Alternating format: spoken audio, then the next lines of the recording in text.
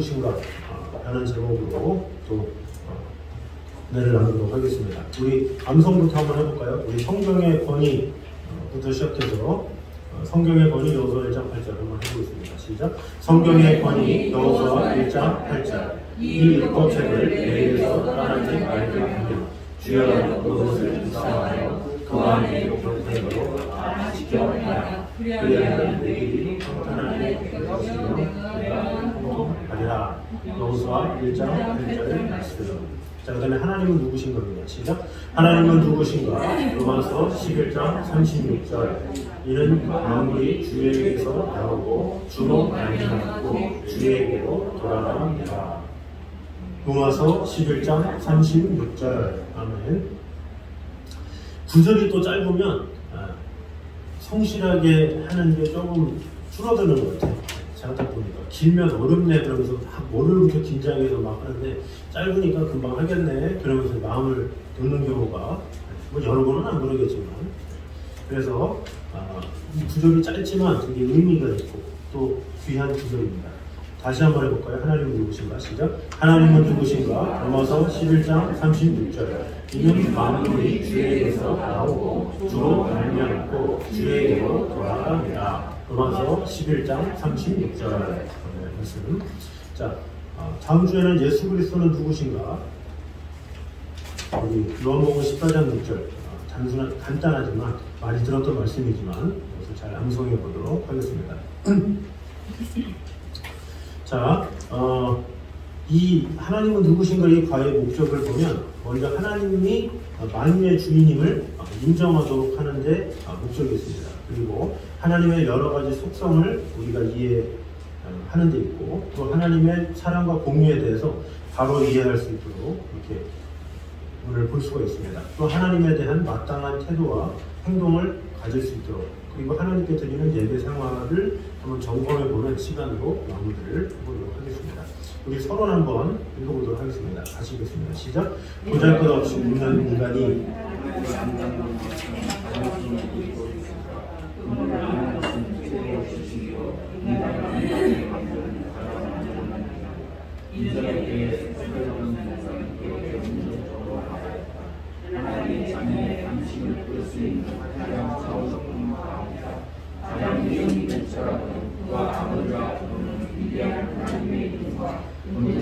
인격과 사역과 행하심과 존재하심에 대해 연구하는 것이다. 우리가 이 하나님을 깊이 묵상하면서 넘치도록 마음을 고양시키는 것이 있다.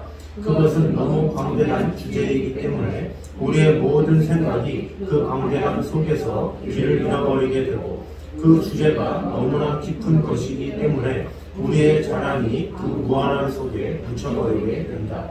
당신은 자신의 슬픔을 잊으려 하는가? 그렇다면 당신 자신을 하나님의 가장 깊은 바다에 빠뜨려 보라. 그의 무한하심 속에 빠져보라. 그러면 당신은 휴식의 침상에서 먼 길을 되찾고 다시 힘이 넘쳐서 일어나게 될 것이다. 네. 요약을 해보면 하나님을 아는 것이야말로 최고의 지식이다 라는 것을 말하고 있죠. 그리고 하나님의 이름과 또 본질과 인격과 사역과 행하심과 존재하심에 대해서 우리가 연구해야 될 필요가 있다는 거죠. 그리고 하나님을 알게 되면 슬픔은 잊혀지고 힘이 넘치게 된다 이런 것을 이제 여기서 말하고 있는 것입니다.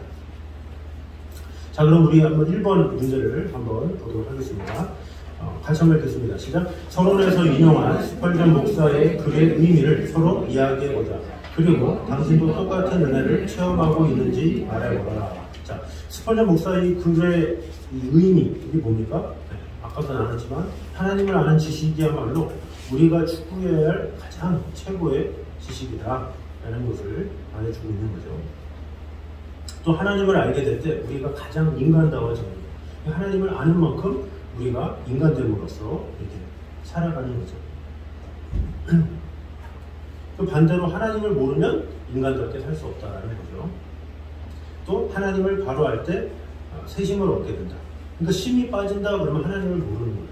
심이 넘친다 그러면 하나님을 안다는 거죠. 그래서 이 하나님을 아는 것은 너무나도 중요하고 하나님을 알면 우리는 평생 지치지 않고 깊은 마음으로 힘있게 살아갈 수 있음을 이제 볼 수가 있는 거죠. 자, 2번 한번 읽겠습니다. 시작. 역대상 29장 10절에서 12절을 여러 번 반복해서 읽어라. 그리고 아래에 열거한 말들이 반복해서 나오는 것을 보면 다윗이 찬송하는 하나님은 어떤 하나님이라고 할 수 있는가? 자, 여기 보니까 역대상 29장 10절에서 12절 한번 읽겠습니다. 역대상 29장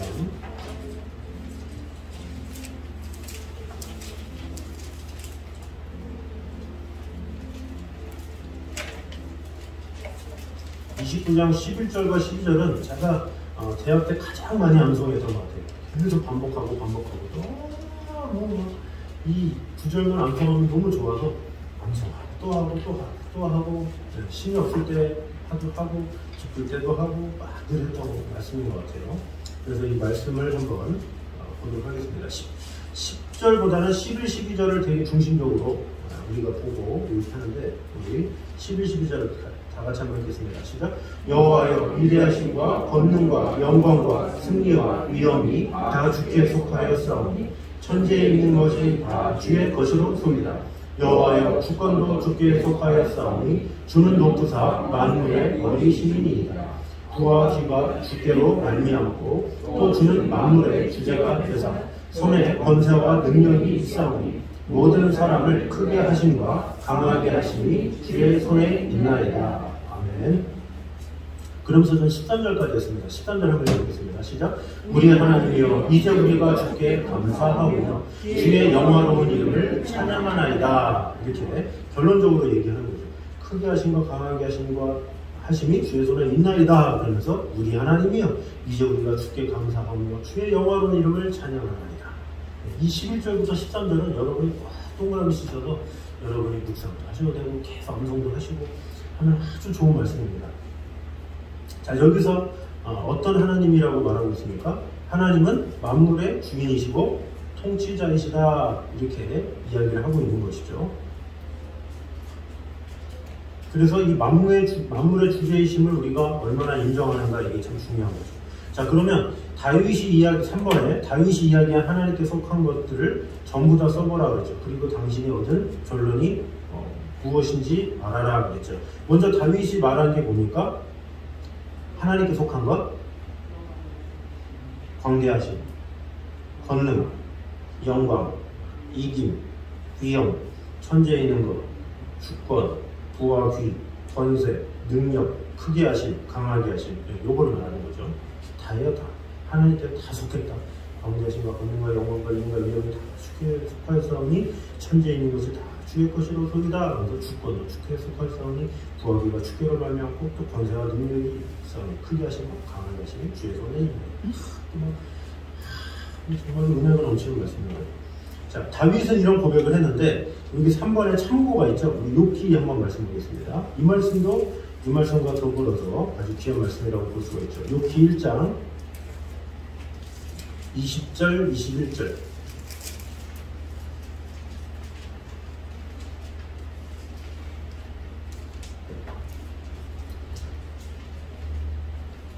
욥기 1장 20, 21 우리 같이 한번 읽겠습니다. 시작. 욥이 일어나 겉옷을 찢고 머리털을 밀고 땅에 엎드려 예배하며 이르되 내가 모태에서 알몸으로 나왔사오니지 또한 알몸이 그리로 돌아가올지라 주시니도 여호와시요 거두시니도 여호와시오니 여호와의 이름이 찬송을 받으실지이다 하고. 자, 겉옷을 찢었는데 언제 그랬습니까? 이 지금 종들이 이야기하는 거예요. 지금 1장 13절부터 어떤 일이 일어나느냐, 욥의 자녀들 다 잃고 재산 다 잃고 그런 것을 하인이 욥한테 보고한 거예요. 보고하자마자 욥이 일어나 겉옷을 찢고 머리털을 밀고 땅에 엎드려 예배하며 하면서 고백한 게 바로 21절이죠. 알몸으로 나왔사오니 알몸이 그리로 돌아갈지라 주시니도 여호와시고 거두시니도 여호와시고 여호와의 이름이 찬송을 받으실지이다. 이렇게 이야기하고 있죠.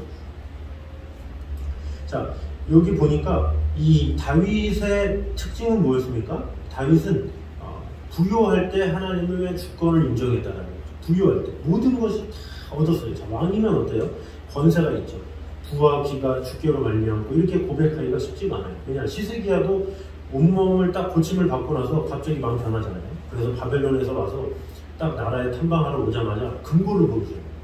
내가 이렇게 많이 모았어. 막 그러면서 하잖아요. 그런데 이 다윗은 그 시스기야보다 더 큰 영광을 하나님께서 주셨는데 그런 상황에서도 부와 귀가 주께로 말미암고 또 주는 만유의 주자라면서 모든 것을 크게 하신 것, 강하게 하신 것, 주의 손에 있나이다. 이렇게 찬양할 수 있는 것, 이것이 어떻게 보면 가진 자의 입장에서는 쉽지가 않아요. 그러니까 없는 입장에서는 너무 없으니까 이렇게 할 수 있지만 되게 가지고 풍족하면 사람이 잘난 체 할 수 있잖아요. 내가 왕이라서, 내가 좀 해서 이렇게 할 수 있는데 그렇지 않고 모든 것이 다 하나님의 영광입니다. 하나님의 주권입니다. 이렇게 하는 거죠. 그래서 소유에 대한 통치권을 부여할 때 했다라는 거죠. 그러니까 부여할 때 인정하는 거 쉽지 않다는 거죠. 우리가 예물도 적을 때 10분의 1 드리는 것보다 많을 때 드리는 게 되게 힘들거든요. 근데 뭔가 이렇게 그래서 뭔가 내가 부유한 것 같고 내가 모든 걸 소유한 것 같고 이럴 때 뭔가를 인정하면서 한다는 것이 쉽지가 않다는 거죠. 또 반대로 보면 욥은 어때요? 모든 것을 다 잃어버렸을 때 또 말하는 거 이것도 너무 힘들어. 부족할 때도 아니고 이건 다 잃어버린 거예요. 지금 재산만 잃은 게 아니라 자녀까지 다 잃었어요. 자녀가 10명인데 10명이 한꺼번에 죽었어요. 자, 그러면 그런 입장에서 적어도 이런 고백을 하려면 한 5년 이렇게 지나야 되지 않을까 생각이 들어요. 세월이 흐르면서 울다 지쳐서 나중에는 주여 모든 것이 주님께 말미암아서 이렇게 하면 어떻게 보면 인간적이라고 볼 수가 있는데 세상에 어떻게 믿음이 좋은지 이런 소식을 듣자마자 이런 고백을 합니다. 주시니도 여호와시오 취하시니도 여호와시오 오직 여호와 이름의 찬송을 받으실지니라. 이거 욥도 참 대단한 거죠. 그래서 욥은 오히려 어려울 때 하나님의 주권을 인정하고 있는 것을 볼 수가 있습니다. 그러니까 다윗은 다 가진 뭔가 이렇게 부족한 것이 없는 상황에서도 하나님을 찬양하고 예배한 것이고 욥은 정말로 극심한 어려움 때문에 도저히 불평밖에 나올 수 없는 그런 상황에서 하나님을 인정하고 예배한 것이라고 이제 볼 수가 있죠. 그래서 우리도 한번 적용해 보면 우리도 과연 이런 상황에서 하나님을 예배하고 하나님께 영광을 돌릴 수 있는가 한번 돌아볼 필요가 있다는 거죠. 자, 4번 한번 읽겠습니다. 시작. 하나님이 누구신가를 바로 아는 사람이 해야 할 일은 무엇인가 했어요. 자, 하나님이 누구신가를 바로 아는 사람이 해야 할 일. 우리 역대상 29장 10절 아까 읽었죠. 이러므로 내가 주의 영화로운 이름을 찬양하며 그죠? 하나님께 모든 것을 올려드립니다. 막 하면서 하나님 앞에 영광을 돌리는 그런 찬양을 이제 다윗이 했죠. 그래서 주님께 감사하고 영화로운 이름을 찬양하게 된다는 거죠. 근데 하나님이 누구신 줄 알면 당연히 찬양하게 되고 그렇게 합당한 태도와 행동을 보일 수밖에 없게 된다라는 것을 알 수가 있죠. 자, 그럼 우리가 한번 이런 질문을 해요. 만약에 어떤 성도가 하나님 앞에 합당한 영광을 돌리지 않고 있어요. 그 이유가 뭘까요? 당연히 하나님 앞에 영광을 돌려드려야 돼. 근데 안 돌리고 있어. 그럼 그 이유는 뭐겠습니까? 하나님을 제대로 모르기 때문에 그렇죠. 하나님을 알면 우리가 영광을 돌릴 수밖에 없어요. 근데 하나님을 모르기 때문에 영광을 돌릴 수 없는 거죠. 그러니까 하나님이 누구신지를 아는 것이 하나님을 대하는 태도를 결정하는 것이다. 이렇게 볼 수가 있는 거죠. 자, 주의 영화로운 이름을 찬양하나이다. 이렇게 하면서 마무리를 하고 있죠. 이제 우리가 주께 감사하며 주의 영화로운 이름을 찬양하나이다 할 때 이 찬양하나이다 이것을 줄여서 예배라고 하는 거예요. 경배. 그래서 영어로 월십이라고 해요. 월십. 그래서 이 월십이라는 그 영어가 어디서 나왔냐면 가치에서 나옵니다. 가치. 하나님은 너무나도 위대하셔서 가치가 높으십니다. 그래서 월스가 가치라는 단어인데 그 가치 있는 분을 높이라 해서 월십 이렇게 된 거죠. 그래서 예배는 경배하다 이렇게 되는 거예요. 그래서 하나님의 가치에 맞게 그분을 대한다. 이것이 예배라고 볼 수가 있는 것이죠. 자, 5번 한번 읽겠습니다. 시작. 당신은 정말 하나님을 만물의 주인으로 섬기고 있는가? 무엇을 가지고 그렇다고 증명할 수 있는가? 자, 참고가 역대상 29장 16, 17절인데요. 우리 한번 읽어볼까요? 역대상 29장 다시 가서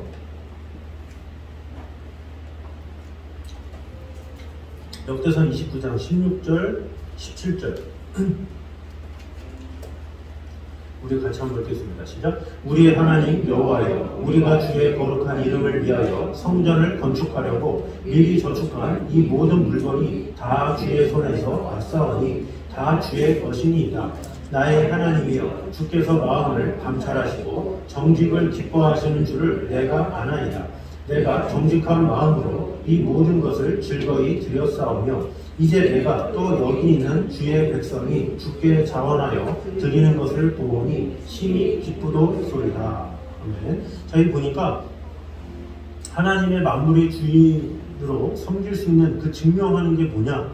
바로 자신에게 주신 물질을 하나님께 돌려드리죠. 그죠? 돌려드림으로 말미암아 하나님은 만유의 주인이십니다. 이렇게 인정을 하는 거예요. 그래서 마찬가지로 우리도 하나님을 만유의 주인이십니다. 인정한다면 뭐예요? 우리의 물질뿐 아니라 우리의 모든 것을 들여서 헌신하게 된다는 거죠.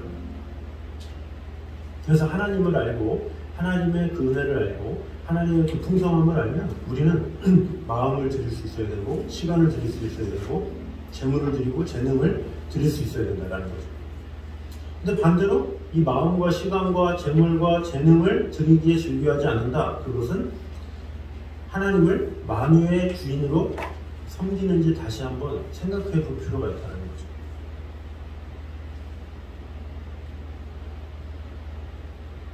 다윗은 왕이기 때문에 뭔가 다 드릴 수 있는 상황이에요. 근데 그 드림에 있어서 이 하나님을 너무 사랑하기 때문에 자신의 가진 모든 것을 드려서라도 하나님 앞에 영광을 돌려드려야 되겠다 이렇게 생각을 했던 거죠. 근데 마찬가지로 우리도 그것을 인정한다면 우리가 마음껏 하나님을 위해서는 시간을 아까워하지 않고 열심히 헌신하고 마음을 다하고 이런 것이 참 필요하다는 것입니다.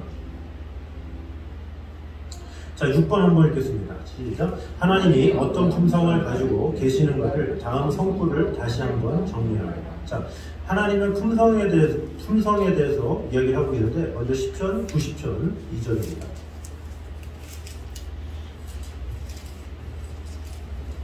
자, 10편, 90편 2절 우리 같이 한번 읽겠습니다. 시작. 산이 생기기 전 땅과 세계도 주께서 조성하시기 전 곧 영원부터 영원까지 주는 하나님이시니이다. 자, 여기 보면 영원부터 영원까지 이렇게 얘기하고 있죠. 그리고 산이 생기기 전 땅과 세계도 주께서 조성하시기 전 이게 뭐예요? 시간적인 영원성을 얘기해요. 영원성, 자존성. 그래서 하나님은 영원히 계시다. 이렇게 말씀하고 있는 거죠. 이 말씀 뜻은 뭡니까? 영원한 생명이 하나님께만 있다. 그리고 영원히 성도와 함께 계시고 떠나지 아니하신다. 이렇게 볼 수가 있습니다. 어떤 상황에서도 떠나지 아니하시는 영원히 계시는 하나님, 그 하나님을 이제 말씀하고 있는 거죠. 자, 예레미야 23장 24절입니다. 우리 한번 보겠습니다. 예레미야 23장 24절.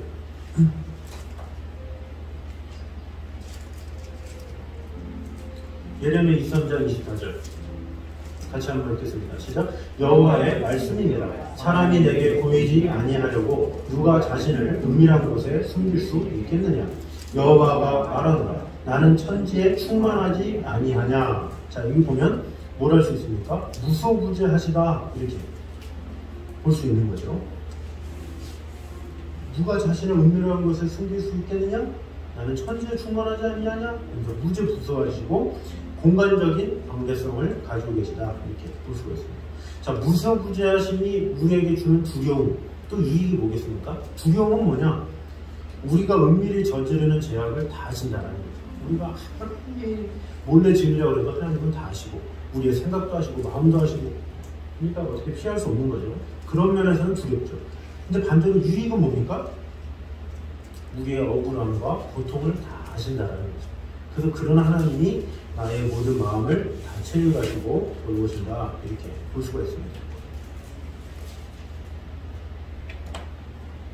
자, 예레미야 32장 27절입니다. 예레미야 32장 27절 우리 같이 한번 읽겠습니다. 시작. 나는 여호와의 모든 육체의 하나님이라. 내게 할 수 없는 것이 일이 있겠느냐. 자, 전능하시다. 또 주권적 능력이 있다. 이렇게 볼 수가 있는 거죠. 자, 하나님의 전능하심이 우리에게 어떤 위로가 됩니까? 모든 어려운 문제를 다 해결해 준다는 거죠.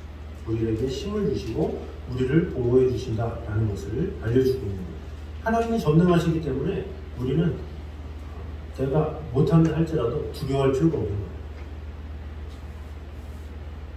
자, 야고보서 1장을 보겠습니다. 히브리서 다음 야고보서입니다.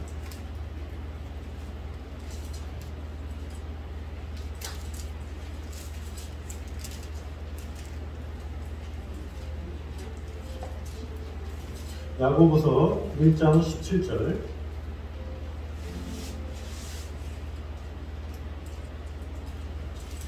야고보서 1장 17절입니다. 시작. 온갖 좋은 은사와 온전한 선물이 다 위로부터 빛들의 아버지께로부터 내려오나니 그는 변함도 없으시고 회전하는 그림자도 없으시니라. 아멘. 그리고 그 전에 히브리서 13장 8절 바로 전장으로 넘기면 13장 8절 같이 한번 읽겠습니다. 시작. 예수 그리스도는 어제나 오늘이나 영원토록 동일하시니라. 네. 자, 이것을 보면 뭘 할 수 있습니까? 불변성, 하나님의 불변성과 신실성을 알 수가 있죠. 또 불변성은 우리에게 어떤 교훈을 줍니까? 약속하신 것을 반드시 지키신다는 거죠. 그리고 우리에 대한 사랑을 거두지 아니하신다는 거죠. 어떻게든지 하나님 우리의 약속을 지켜주시고 또 우리에 대한 사랑을 절대로 거두지 않으시고 우리에게 놀라운 사랑을 보여주신다는 것을 알 수가 있습니다. 우리 요한일서 3장 20절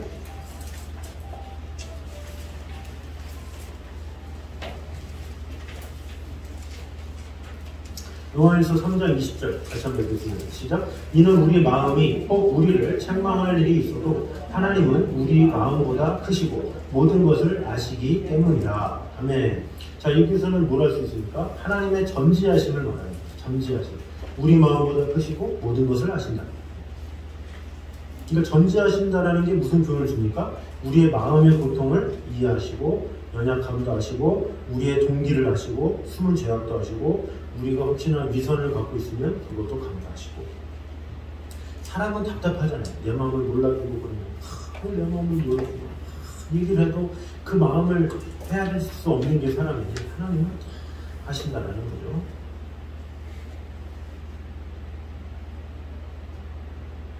자, 그 다음에 이제 하나님의 사랑과 공의입니다.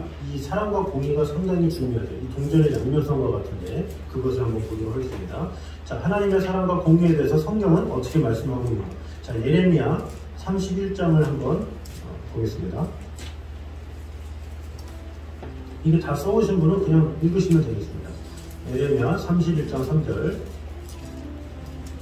같이 한번 읽겠습니다. 시작. 옛적에 여호와께서 나에게 나타나사 내가 영원한 사랑으로 너를 사랑하기에 인자함으로 너를 이끌었다 하였노라.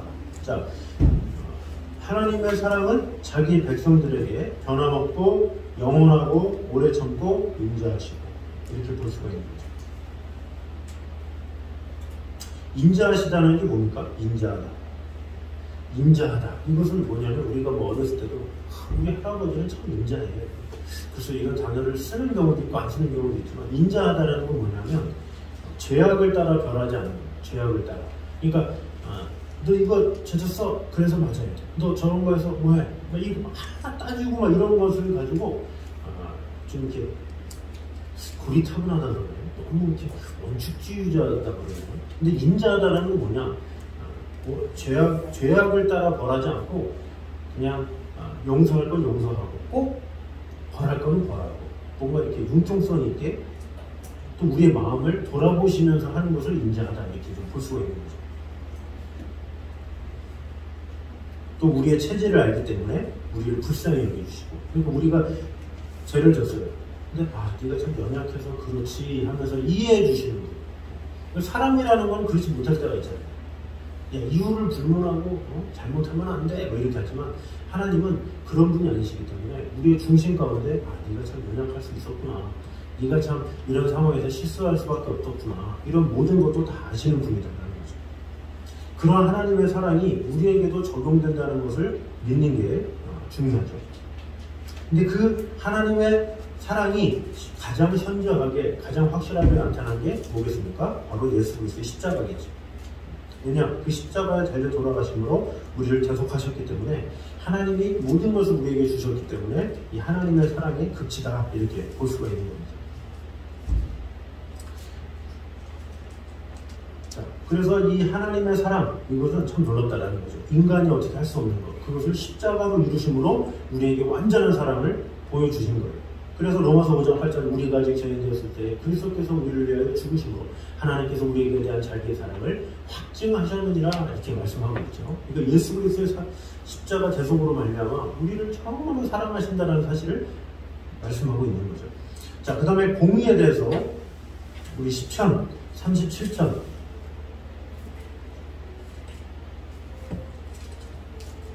27절, 28절 우리 같이 한번 읽겠습니다. 시작. 선을 행하라. 그리하면 영원히 살리니 성의를 사랑하시고 그의 성도를 버리지 아니하시리로다. 그들은 영원히 보호를 받으나 악인의 자손은 끊어지리로다. 아멘. 저희 보니까 선한 자와 악한 자를 판단하시고 악한 자를 심판하시고 성도를 보호하신다. 이런 면에서는 하나님의 공의가 있다는 거죠. 그러니까 하나님은 성도라도 악에서 떠나지 않는다, 경고를 해도 계속 정신 못 차린다, 그러면 공의로 다스리신다라는 것을 알아야 돼요. 그리고 우리 성도들을 악으로부터 반드시 보호하시고 지켜주신다는 사실을 우리가 믿을 필요가 있다는 거죠.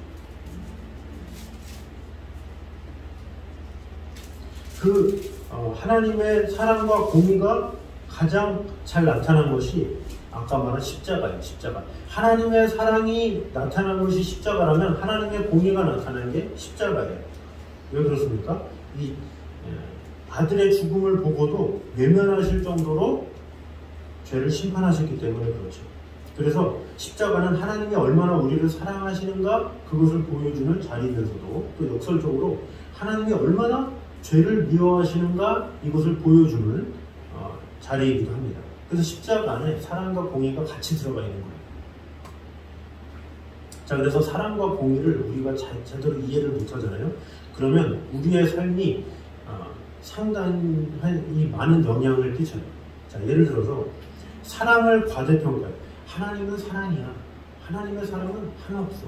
그 사랑을 너무 이렇게 지나치게 과대평가하면 어떤 일이 일어나느냐, 하나님의 사랑을 핑계 삼아서 웬만한 죄를 범해도 어떻게 돼요? 두려워하지 않아요. 하나님은 사랑인데 뭐, 하나님은 사랑이죠. 뭔가 큰 죄를 져도 하나님은 이토록 사랑하시는데 자기 아들을 주시기까지 사랑하는데 이거 용서 못하겠어? 이런 식으로 어떤 죄 짓는 것에 대해서 두려움이 없는 거예요. 또 반대로 사랑을 과소평가하면 어떻게 됩니까? 하나님이 어떻게 나를 사랑해요? 하나님이 정말 나를 사랑할까? 이런 식으로 과소평가하게 되면 어떻게 되냐면 하나님의 사랑을 받아들이지 못해요. 그래서 용서받는 감격을 못 누려요. 나는 안 돼. 내가 죄가 얼마나 많은데 나 같은 사람을 하나님께서 쓰시겠어? 이런 식으로 생각합니다. 되게 극단적으로 가죠. 그러니까 하나님의 사랑을 너무 과대평가해도 안 되고 하나님의 사랑을 과소평가해도 안 되는 거예요. 자, 공의도 마찬가지죠. 공의를 과대평가. 하나님은 심판의 하나님이에요. 이런 식으로 막 되게 이렇게 구약성서를 되게 중심으로 생각하는 사람들이 많이 있거든요. 이런 사람들은 하나님을 너무 두려워해서 율법주의적인 신앙에 빠져요. 이거 해야 된다. 저거 안 하면 지옥 가는데. 이거 안 하면 큰일 나는데. 그러면서 항상 두려워해. 항상 신앙생활 하는데 감격이 없어. 항상 두려움 가지고만 살아. 이번에 내가 뭐를 빠지면 큰일 나겠지. 뭐 하면 어떻게 되겠지. 막 이렇게 두려워하면서 사는 사람. 이 공의를 과대평가하면 그렇게 된다는 거죠. 또 반대로 공의를 과소평가하면 사랑을 과대평가하는 것과 마찬가지로 웬만한 죄를 범해도 두려워하지 않아요. 하나님의 공의가 사랑이 하나님인데 뭐 그러면서 설마 이걸 심판하시겠어? 뭐 이러면서 이렇게 하게 된다는 거죠. 그러니까 이 사랑과 공의는 항상 이 딱 균형을 이루어야지 너무 사랑에 포커스를 맞춰도 안 되고 너무 공의에 포커스를 맞춰도 안 되고 이것이 공평하게 이루어져야 된다는 거죠. 자, 그러면 하나님에 대해서 알게 된 사람의 반응을 한번 보도록 하겠습니다. 우리 8번 문제 한번 읽겠습니다. 시작. 우리가 하나님이 어떤 분이심을 알 때 마땅히 가져야 할 태도는 무엇인가? 신명기 10장 12, 13절을 보면 적어도 4가지를 요구하고 있는데 그것은 무엇인가? 자, 신명기 10장 12, 13절 우리 같이 한번 읽겠습니다. 시작. 이스라엘아, 내 하나님 여호와께서 내게 요구하시는 것이 무엇이냐? 곧 내 하나님 여호와를 경외하여 그의 모든 도를 행하고 그를 사랑하며 마음을 다하고 뜻을 다하여 내 하나님 여호와를 섬기고 내가 오늘 내 행복을 위하여 내게 명하는 여호와의 명령과 규례를 지킬 것이 아니냐 했어요. 자, 여호와의 명령과 규례를 지킬 것이 아니냐 그랬는데 여기서 요구하고 있는 4가지 뭐겠습니까? 여호와를 경외하며 그리고 그를 사랑하라. 그죠? 그리고 내 하나님 여호와를 섬기고 그리고 마지막에 순종하라. 지킬 것이 아니냐. 순종하라. 그러니까 경외하고 사랑하고 섬기고 순종하고. 자, 그래서 경외하고 사랑하라는 무엇에 속합니까? 태도에 속하죠. 태도. 하나님을 경외하는 태도, 사랑하는 태도, 태도에 속하고 섬기고 순종하라 이건 뭐예요? 행동이에요. 행동. 그러니까 4가지를 태도와 행동으로 분류하면 그렇게 된다는 거죠. 내가 하나님을 경외하기 때문에 또 사랑하기 때문에 내 마음가짐을 온전히 갖게 되고 그 마음가짐에서 끝나지 않고 행동하게 된다는 거죠. 섬기고 순종하는 거.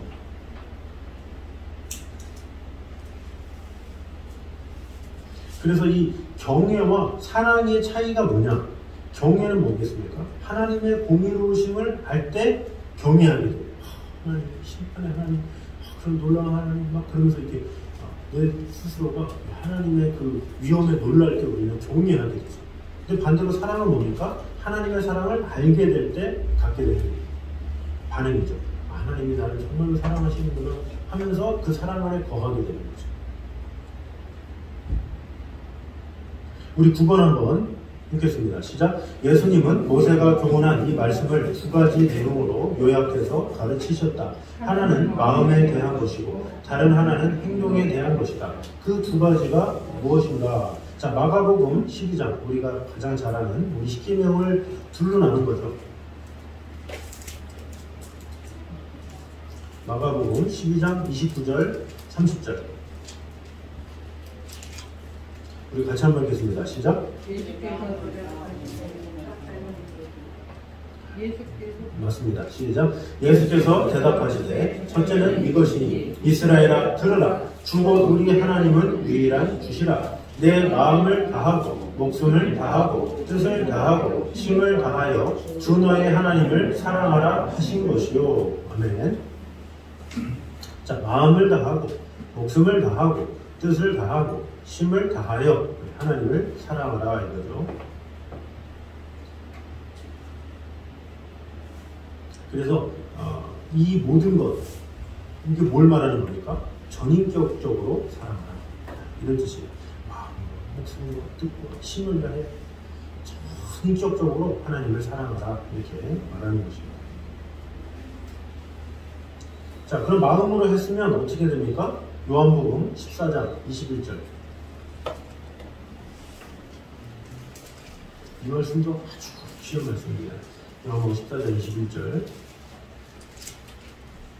14장 21절 우리 같이 한번 읽겠습니다. 시작. 나의 계명을 지키는 자라야 나를 사랑하는 자니 나를 사랑하는 자는 내 아버지께 사랑을 받을 것이요 나도 그를 사랑하여 그에게 나를 나타내리라 그랬어요. 자, 계명을 지키기 위해서 필요한 게 뭐예요? 사랑이죠. 사랑. 나의 계명을 지키는 자라야 나를 사랑하는 자다. 또 나를 사랑하는 자는 아버지께 사랑을 받는데 나도 그를 사랑해서 그에게 나를 나타내겠다. 그러니까 계명을 지키는데 억지로 이악 물고 그렇게 하지 말고 사랑으로 하라는 거죠. 그러니까 마음이 가면 행동은 자연히 따르듯이 사랑을 하면 계명을 지키게 되는 거예요. 그러니까 같은 율법을 지키고 뭔가를 하더라도 주님을 사랑함으로 하는 사람이 있어요. 그 예배를 드림에 있어도 하나님을 사랑함으로 예배를 드리는 사람이 있죠. 근데 이 예배를 드려도 율법주의적으로 드리는 사람이 있어요. 감격이 없어요. 그래서 항상 우리는 주님을 사랑하는 마음으로 이렇게 해야 될 필요가 있다는 거죠. 자, 10번입니다. 같이 한번 읽겠습니다. 하나님에 대한 당신의 태도를 반성해보라. 만일 문제가 있다면 그것은 마음과 행동 중 어느 쪽인가. 네. 자, 마음과 행동 두 가지 다 문제가 되겠지만 1차적으로는 마음의 문제죠. 네. 마음이 준비가 안 돼 있으니 뭐 행동도 안 되는 거죠. 그래서 이 마음의 문제를 해결하기 위해서 어떻게 되겠습니까? 하나님을 자꾸 묵상하고 연구하고 자꾸 하나님을 알아야 돼요. 하나님을 알게 되면 깨닫게 되고 그 하나님의 성품과 그 하나님의 은혜를 알기 때문에 그 하나님의 사랑으로 자꾸 이렇게 분출이 되는 거죠. 자, 그러면 11번에 예배에 대해서 이렇게 나옵니다. 한번 읽어보겠습니다. 시작. 하나님을 사랑하고 섬기려면 그에게 합당한 예배부터 드릴 수 있어야 합니다. 어떻게 예배해야 하는가? 자, 어떻게 예배해야 하는가? 자, 시편 95편에 이렇게 예배에 대해서 이렇게 나오고 있습니다.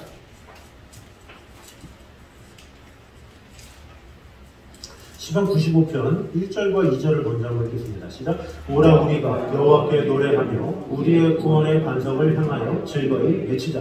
우리가 감사함으로 그 앞에 나아가며 시를 지어 즐거이 그를 노래하자. 그 다음에 6절 보겠습니다. 시작. 오라 우리가 굽혀 경배하며 우리를 지으신 여호와 앞에 무릎을 꿇자. 이렇게 얘기하고 있죠. 여기 보니까 예배에 대한 방법이 나오죠. 2절. 그에게 나아가서, 그 앞에 나아가서, 그리고 그 다음에 어떻게 합니까? 1절에 즐거이 외치자. 그러니까 즐거이 찬송하자라는 거죠. 그리고 6절에 굽혀 경배하며 이렇게 나오고 있죠. 자, 그럼 이걸 정리해보면 예배는 뭐냐? 그 앞에 나아가서 이것처럼 만남이죠. 만남. 서로 하나님과의 그런 관계 맺음. 그리고 거기서 끝나지 말고 즐거운 찬송으로 이렇게 하는 것처럼 축제의 분위기, 항상 이 감격의 분위기, 그것으로 하나님을 높이는 게 중요하죠. 그리고 엎드려 경배하라, 순종과 헌신을 말하는 거예요. 그러니까 우리가 하나님을 만나고 하나님을 마음껏 외치고 찬양하면 그에 또 합당한 우리에게 순종과 헌신이 있어야 된다는 거죠.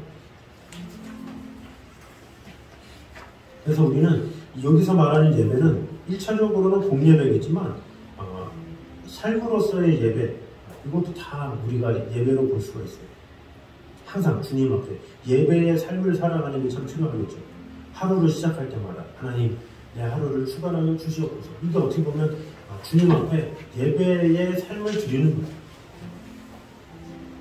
평소에도 하나님을 찬양하고 높일 수 있고 또 순종할 수 있기 때문에 그것이 필요하죠.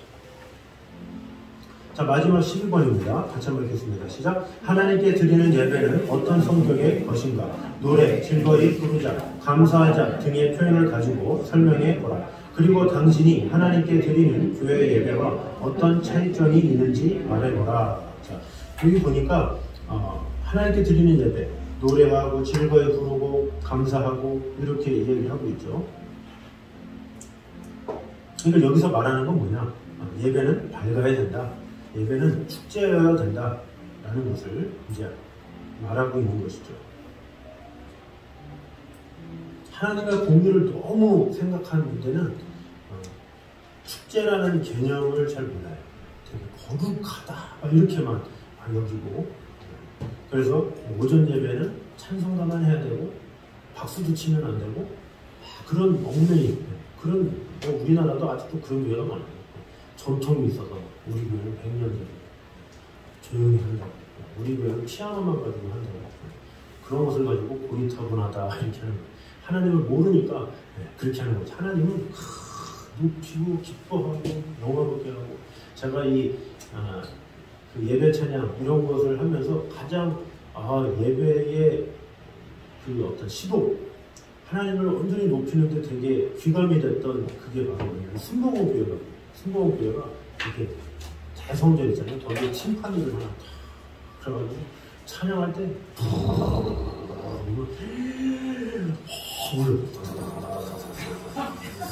그래서 이게 찬양으로 울리는 건지 심파니까 울리는 건지 뭐 이렇게 안 좋게 또 보면 이렇게까지 인위적으로 하냐 할 수 있지만 사실 이렇게 찬양하면서 막 기쁘고 그러면 심파니가 막 울잖아요.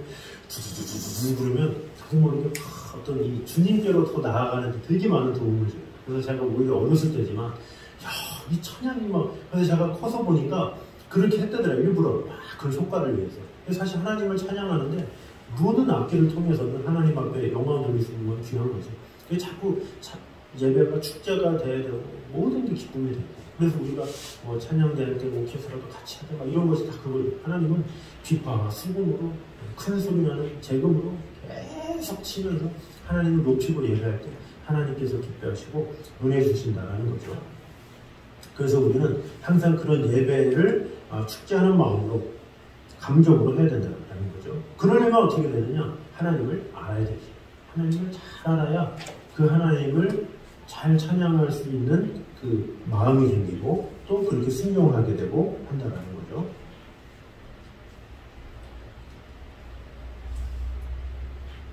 자, 그래서 우리가 성경적인 예배를 드리기 위해서 우리가 한번 적용을 할 필요가 있어요.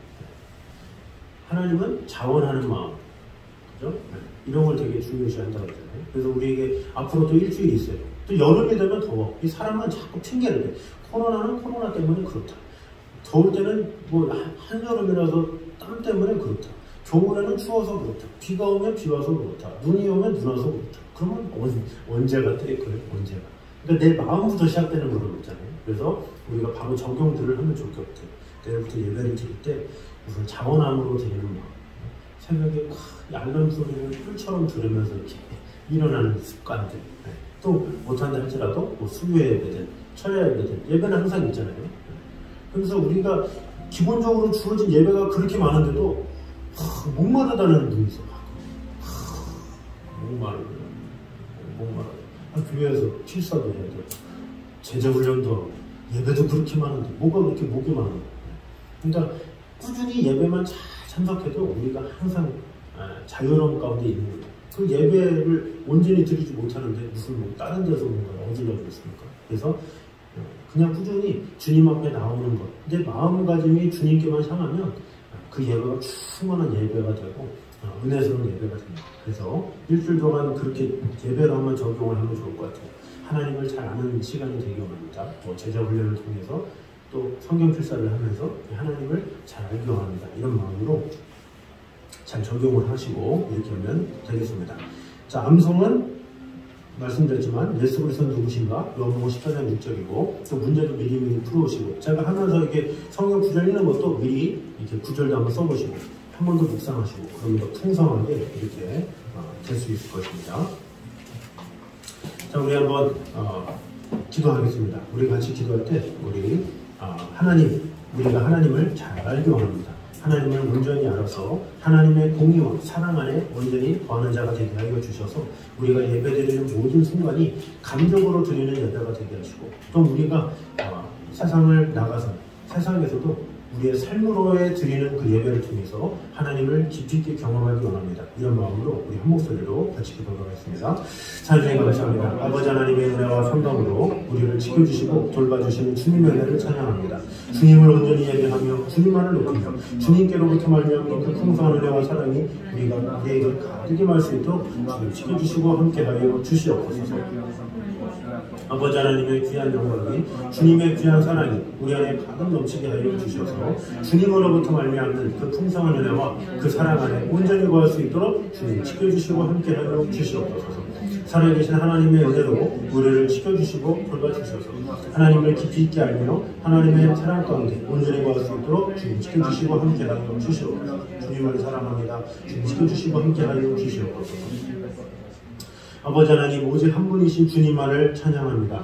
하나님 외에 다른 것을 섬기는 그런 우리를 범하지 않게 하시고 우리를 창조하시고 우리의 섭리자이시며 우리의 통치자이신 주 하나님만 온전히 예배하는 성도들 될 수 있도록 지켜주시고 함께하여 주시옵소서.